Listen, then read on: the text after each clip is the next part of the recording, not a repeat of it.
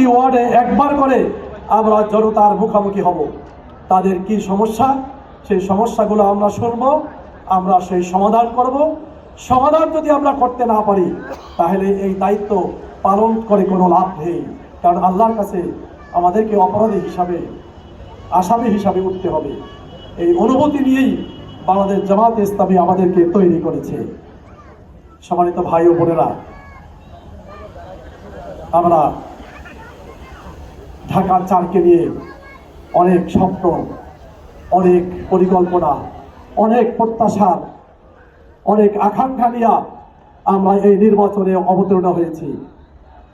আপনাদের কাছে অনুরোধ রাখছি, ঢাকা 4-এর জন্য, ঢাকা 4-এর উন্নতির জন্য, ঢাকা 4-এর অবহেলিত এলাকাকে একটি উন্নত এলাকায় পরিণত করার জন্য আগামী ত্রয়োদশ জাতীয় সংসদ নির্বাচনে হায়ের পক্ষে এবং দাঁড়িপাল্লার পক্ষে ভোট দেওয়ার জন্য আমি সকলের কাছে উদাত্ত আহ্বান জানাচ্ছি।